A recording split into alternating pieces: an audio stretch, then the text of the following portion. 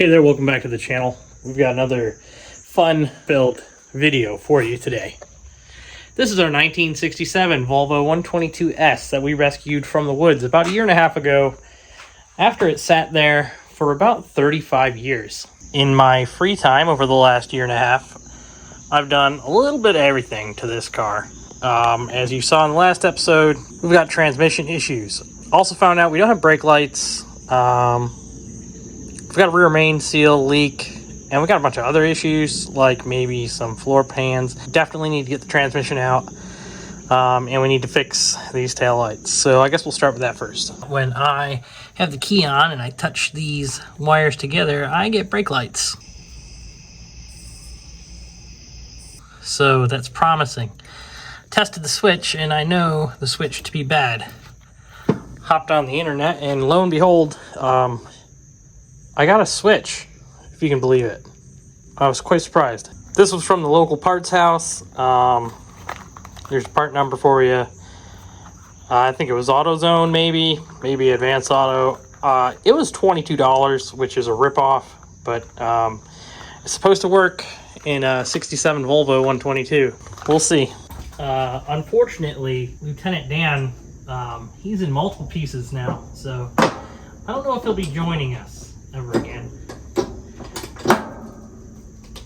Oh God, that's gonna break all of my brake lines, I think. This just, it's gonna turn into a whole thing. You realize that, right? And I don't know if I really want to build brake lines right now. It's that or we don't have brake lights. Go figure. So I was just cranking on the brake light switch there, and I noticed that I was twisting everything and it wasn't staying put, so I decided not to, push it, and to make sure I didn't cause a leak, hopped in the old driver's seat there and gave the brake pedal a few good pumps and then held pressure on it, and there was a pop, and the brake pedal's on the floor. That's new master cylinder. I don't have fluid on the floor yet, but I don't know what's going on. Let's look into it. Good news is the e-brake is off. I never did the rear brake line on this car, so I'm wondering if maybe that line collapsed. I guess we gotta get under it and find out. Okay, good news. Or I don't know if it's good news, but I found the problem. Look at that.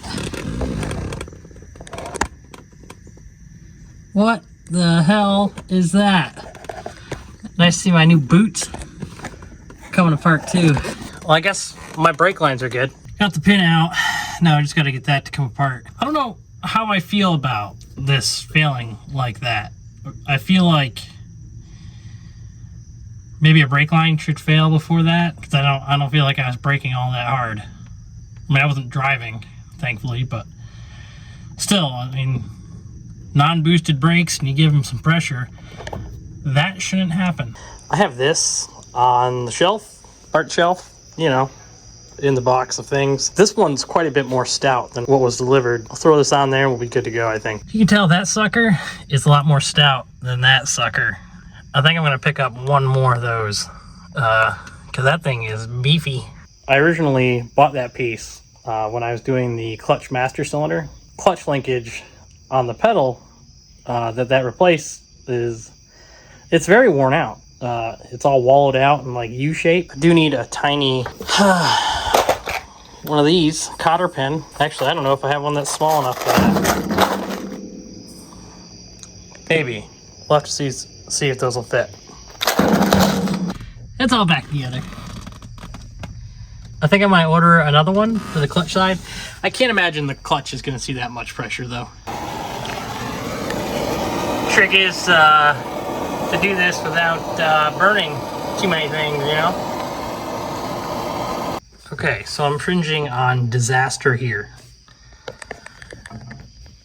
There are 4 brake lines that go to that junction box, and none of them are trying to come off without twisting the line and breaking it. I know that it's the brake switch that is the problem here. I don't want to spend hours making brake lines again. So I don't know what to do in this situation, because when I try to get that off, it's twisting everything, and yeah, it's kind of scary.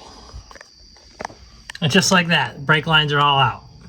Just pops out, just easy like that. You know, just see, I just had to cut, turn the camera off, come back, and it's done.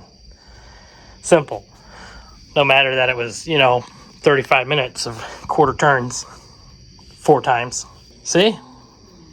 Simple. Now we got to get the switch out. Little extra hand, little torque CB. Thank you, Jason Schaefer. We can probably get this out now.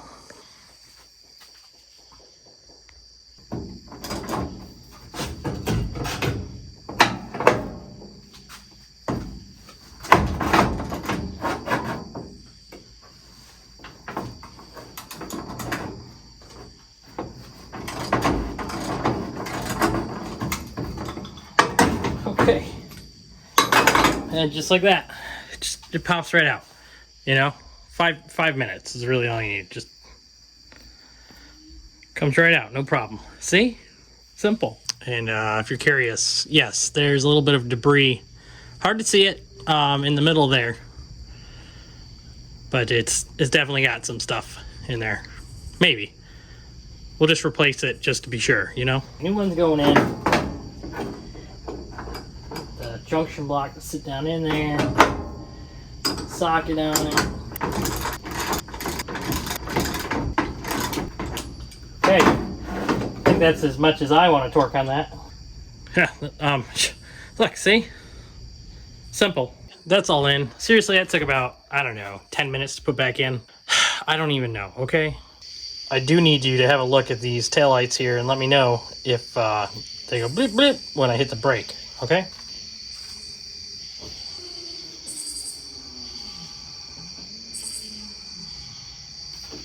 Huh? Hey, thanks for the help. I really appreciate that. It was nice of you. Well, I think that's enough excitement for one man tonight. Look how much we did. We'll pick this up tomorrow. Yeah, see you in the morning.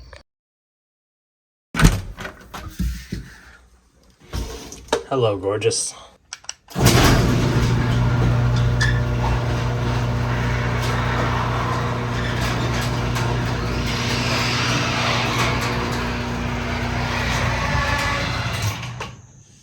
Okay, we need to get this transmission out today. At least look at why it's not shifting right. So, here we go.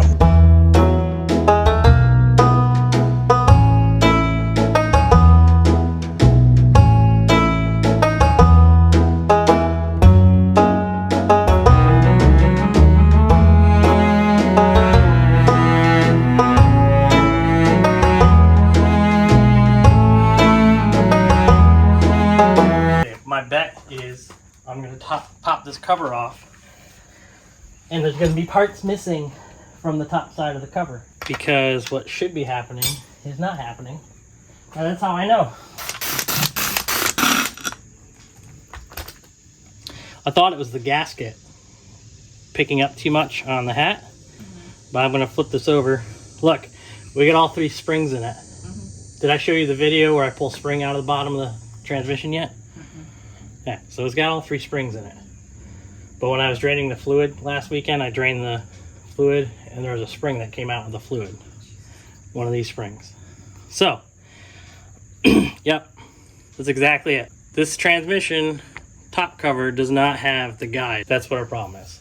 This is what that guide looks like. Yeah, it works a lot better if it's in there. I'm not sure what happened. I just grabbed the clean one.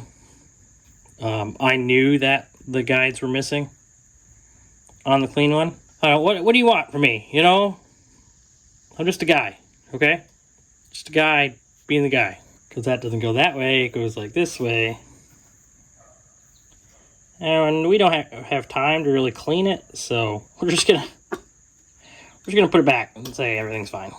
Because it leaks like a sieve anyway, so I mean, what are you going to do, right? There's no fixing that. You know what fixes that? B230 and a DCT transmission. Don't really have time for that this weekend, though.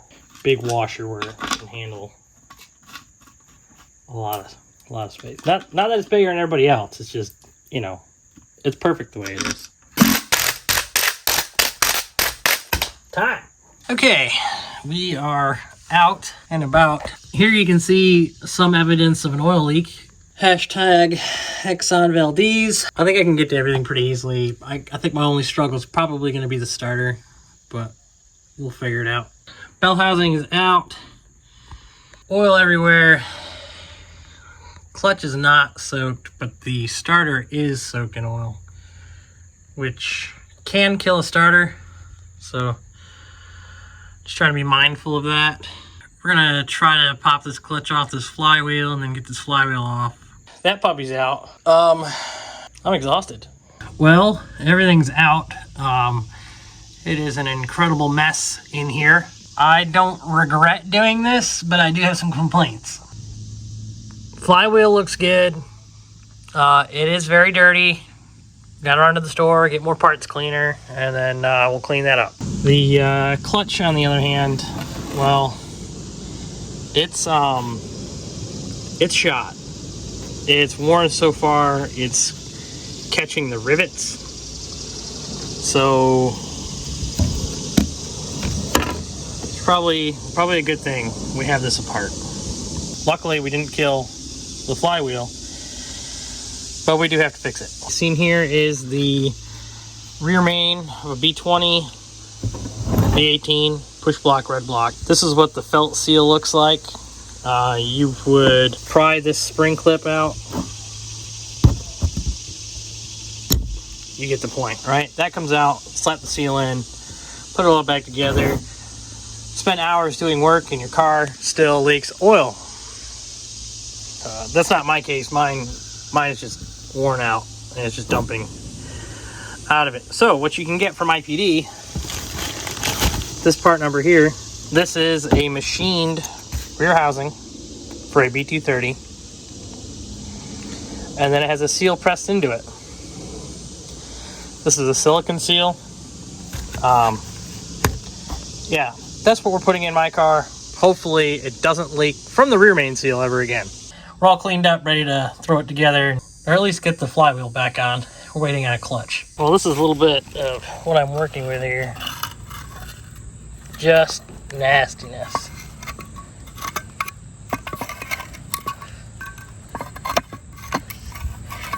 So, it does not come off with the pressure washer. And it just kind of sits there in a big pile. A big fun pile. Fix your oil leaks, people. Just want to say thanks for checking out the channel. Maybe hitting like, subscribe. Leave a comment. Let me know if you ever rolled around underneath 40, 50. How many? Was 67, 70, 2020. That's 53 years. This car is 56 years old. Holy crap. That's why I say thanks for watching. Flywheel's back in the car. All 16 pounds of it, if you can believe it. That Volvo that might be a B18 flywheel. Comment down below if you know if the B18 and the B20 flywheels are different. The motor is definitely a B20, but it's in, is what I'm saying. Okay, now we just need a clutch. It's Saturday. We leave on Thursday. That's what? Sunday, Monday, Tuesday, Wednesday. 4 days. We got 4 days to come up with a clutch.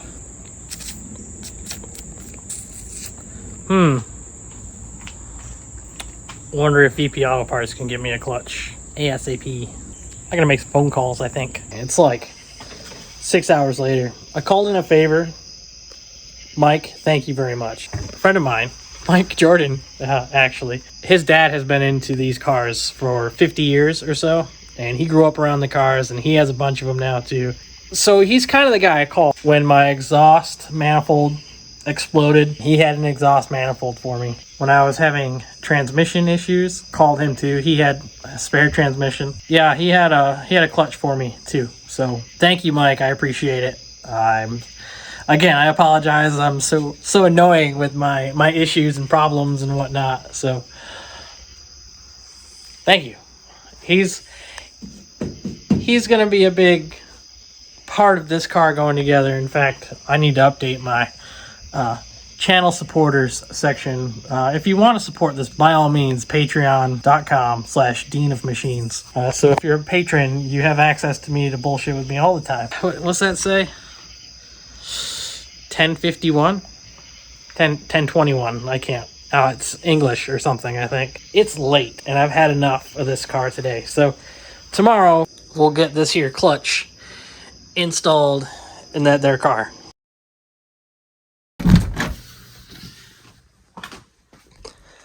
New day, new problems. Back into it. Transmission stuff, clutch, car. Let's do this. Ow, fuck. Did take a little time last night to clean up the bell housing. Release bearing just slides in there, but we got everything all greased with our trusty back of the garage in the corner grease gun. I just want to say it pays to have friends. Thanks, Mike. It's tight under here, and Lieutenant Dan is broken. If you don't know, Lieutenant Dan is my sometimes two-legged, sometimes one-legged tripod. He's in pieces now, so I gotta order a new one. But let me get this clutch in here. I'm not sure what this thing is, but I guess I'm gonna use it. We've torqued everything, 45 foot-pounds, about as good as it gets there. If you notice, went around and marked everything with a little bit of paint to mark what I torqued. If any of those comes loose and I'm ever in here ever again, which I probably will be, let's be honest. This car's not going anywhere, hopefully. Unless I part it out to put a motor in the blue wagon, right? Right? Right, guys? Right, guys? Anyway, let's get the clutch in this thing. You'll notice my custom clutch tool here works great. I think it's centered, so should be functional. Little blue Loctite. Everything's torqued down to 25 foot-pounds-ish for the clutch plate. This is a Sachs clutch. Okay, a little bit of a problem here. This is the original pressure plate. It has that bearing surface, so the throw-out or clutch release bearing rides on that guy. So the old one sat there. Sounds great, right? Clean that off again so we don't dirty up the new release bearing. That'll sit there fine too. They're about the same size. That's not a problem. Now the issue is the new clutch does not have that piece on it, and the pivot does not travel far enough to engage with that. We're going to take the brand new pressure plate out and put this one back in because it'll work. It's not great, you know? So that's the situation. That gives you a pretty good idea of the height difference between the two. If that piece were in that clutch, it would work. Can I take that piece out and put it in this clutch? I don't know. And here's what I've decided to do. The clutch pivot is kind of the issue here. Because this piece is as thick as it is, it basically levels out to where the other one does, right? So what I want to try is I'm going to take this here brass spacer, which is about as thick as I need. I need it, that surface here. So that should work. I have a bolt that is the correct thread. It'll thread into there. So this is going to go through the bell housing first, and then once it's in the bell housing, it'll get the spacer, and then once the spacer is in place, the spacer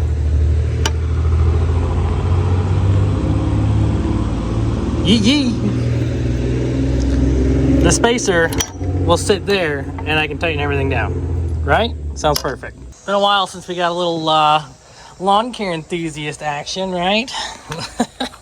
Anyway, that's what our pivot looks like now.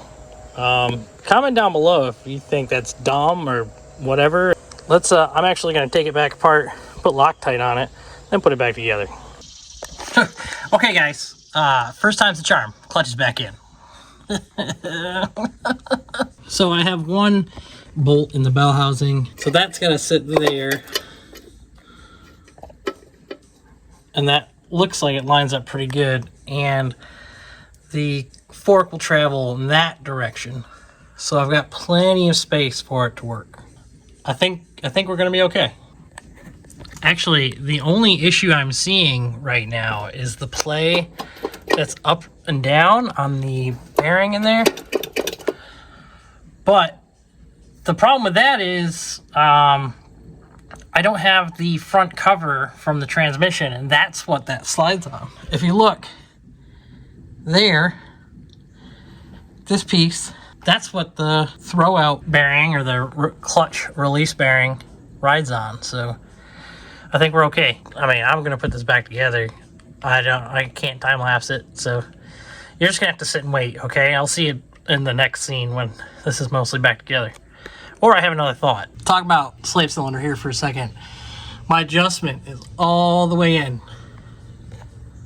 as you can see there. That's great. That means I'll get a lot of life out of this clutch. I can't see there ever being an issue on this car anywhere, ever, at all. Okay, feels like we got kind of a clutch. I think I need to adjust that more, actually. It doesn't grind though. I think that's first. Oh yeah, there's reverse. Cool. Well, let's put in reverse, back her out. E-brake's off. Oh, good engagement though. I mean, we're moving. Sounds like a new clutch engaging. The whoosh. Let me get this out of the garage. So it's out of the garage. I drove it.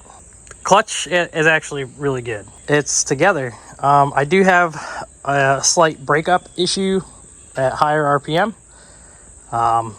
Could be a lot of things. It does look really good sitting outside, if I do say so myself. Okay, new day, new problem. Took this thing on a quick rip around the block, about 20-minute drive, average, probably about 60 miles an hour. It's comfortable to cruise at 60. It'll do 70, but I feel like it's just revving. It's a bit much in a tin box, you know? But looking at it, our oil cap was leaking pretty good, but also we got a freeze plug leak. So I don't know,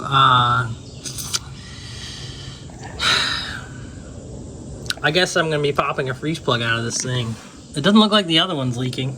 Had a few minutes to do a little creature comfort upgrade, huh? Charge ports, right? Come on, you can't blame a guy. I do YouTube stuff. I need charge ports in my classic car.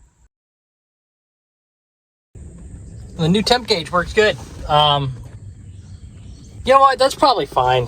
That's not a big deal. Man, I miss these guys.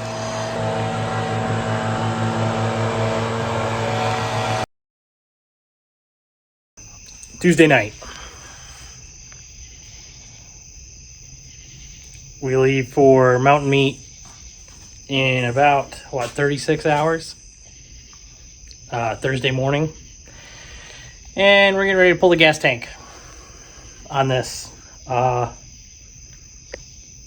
Yeah. When you choose to do hard things, do not complain when they are hard. You wanted a challenge. This isn't easy. Of course, Mike has a tank for a sedan that he doesn't need. So, yeah, we're going to go steal Mike's spare tank that's already been sealed and ready to go in a car. Got home from overnight road trip. Drove down to Jacksonville yesterday. Drove back today for work, of course. And, well, got home, prepped the Miata for the old lady to bring on the trip so she has something to rip around the mountains with, right? I just did an oil change, fixed the valve cover leak, little stuff. But here we are. Part of my running issue is the rust that is coming through the fuel line. If you ever have to pull a rusty tank from your 122, use something like this chisel and your purse. Grab your purse. This is my purse, but get your own. Don't hit your hand. It might swell a little bit. It sucks. But take the chisel, hammer from one side, hammer from the other side. Don't you know Bob's your uncle? You can bring them out. Even if you use vice grips, right? So you hammer it a little bit side to side and they'll come out. Even if, half the screw is missing. Where's a good one I can brag about? Yeah, like this one. I was able to get that to come out. That. See it? Yeah. It's doable. It sucks. It's not a good time. You know, we want to go hang out in the woods with our friends. So, here we go. Lucky this guy leaves parts out in his driveway. That'll have to do.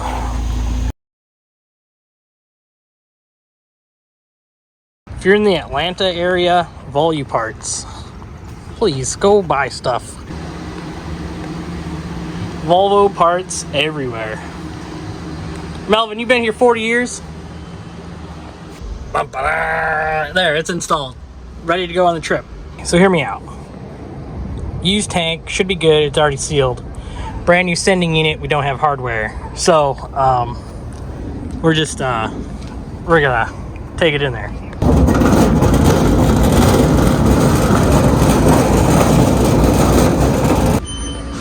Okay, this is the situation. None of the hardware fits. So much for making it easy. I think we got it. Number 8s, 5/8 inch, 20th thread engagement. I think we're ready to party. Okay, everything is together. Now we just gotta throw it in that. Oh, and we also got it registered today. It's officially on the road. This episode of trying to get stuff done before mountain meat, petting baby squirrels, I guess. This guy that I'm petting right here, I actually stepped on a couple seconds ago. He was over on the ground, and I just was walking across the ground and stepped on him, and he started freaking out. I feel bad. So when I picked this guy up, I realized 3 feet away the other one was there. They're both alive, scared. I don't know what to do for them. Well, this is what life is about, though. Just making friends. Poor guy's scared as heck. Well, I guess we're friends now. What do you want your name to be? Screechy McScreech Screech? I gave him flea baths, and this guy just curled up and fell asleep. Like that guy did.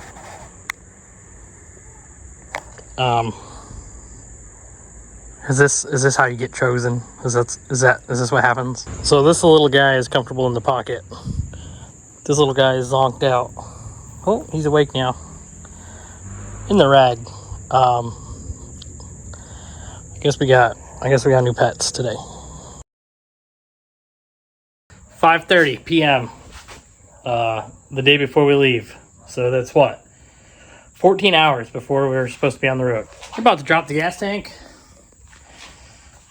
Put this one in it. My next trick, I'm going to figure out how this tank comes up and out of here. Everything's unbolted, so it should just pop right out, you know? Just pop, pops right out.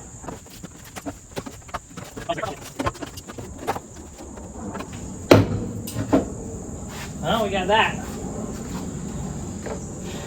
That's a bonus, right?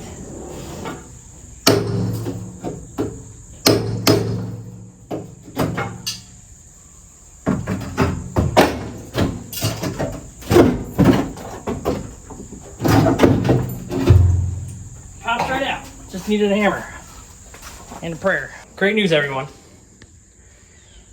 Half of the lip that my gas tank sits on is gone. And at least another quarter is about to be gone.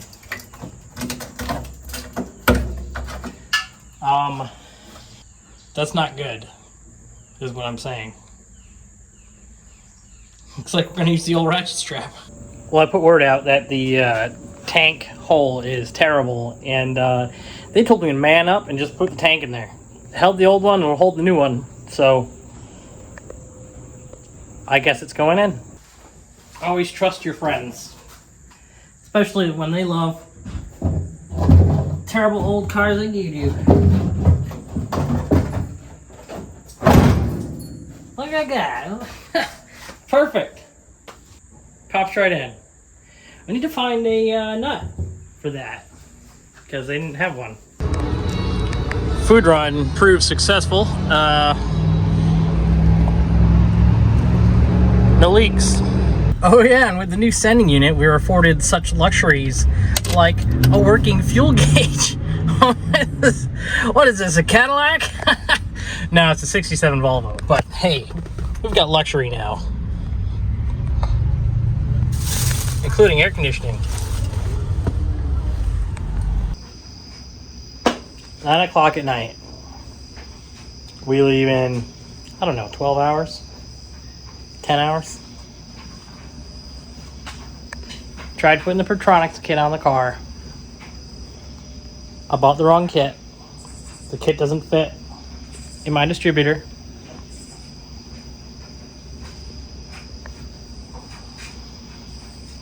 It was after I cut wires. So I tried to put everything back. And, well, I have got no spark. For whatever reason. Got the old flamethrower in here. Even dragged a hot line over from the battery. Stick it in there. Got some jank ass clips on the guy. And just nothing. Figured this guy out. Got a 3 ohm flamethrower coil from Pertronics. It's now working. Let me explain. So your points must not ground out on the distributor, okay? Right, so you'll notice in here, my insulator is now super squished, which is a piece of vacuum hose that I squeezed onto the bolt that goes all the way through there. And that all has to go down out to your coil. This goes to the coil, and then there's another line right here that goes to your condenser. What was happening was this piece of copper, there's a piece of copper that rides on the outside of this. You can kind of see it sticking off the points right there.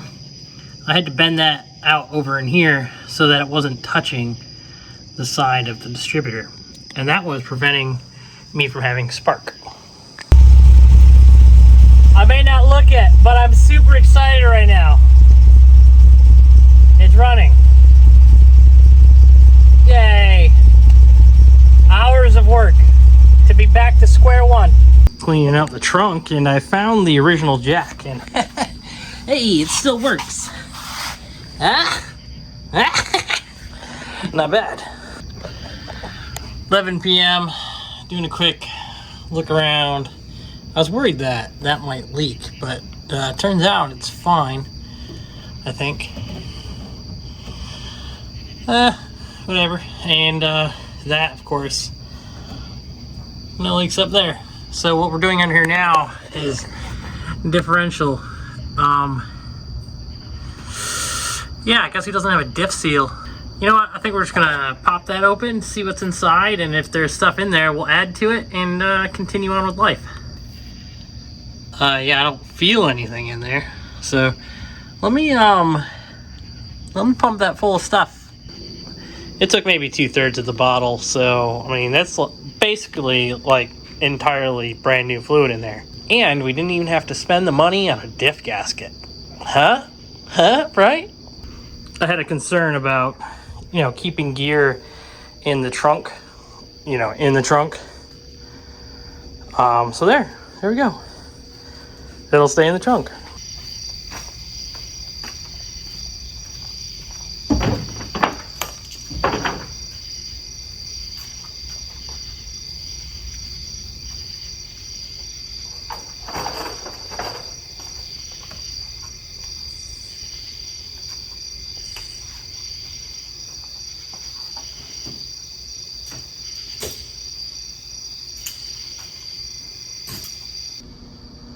Now, I'm definitely not saying it's the right way to do it, but for now, that'll keep my stuff from ending up on the highway. Right? It's only midnight. It's not a big deal. 2 a.m. and we got some custom floor metal in the car. Look, we even got compound curbs and whatnot. I'm a fabricator, guys. I'm a fabricator. It's not perfect, it's not permanent, but it'll keep hot air out, most water out, fumes out. You know, I don't want to die, right? All right. New day, new problem. Shout out to the old lady. She's over there washing her wheels. And even got the hardtop out. Let's do this. We're postponing the trip for an hour so I can get the tint off the rear window so I can see. Because I have one side mirror. If we're going to be driving around Atlanta and stuff, I need to be able to see out the back of the car.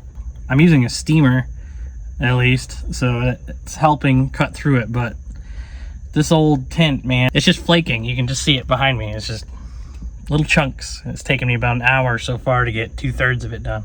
And my shoulder is killing me.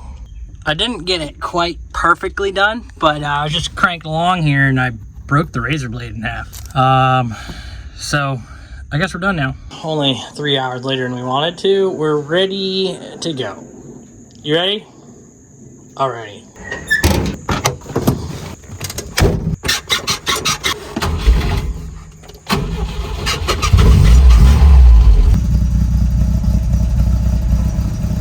Almost forgot Ian Farrington's VHS copy of Jerry Maguire starring Tom Cruise. That's classic.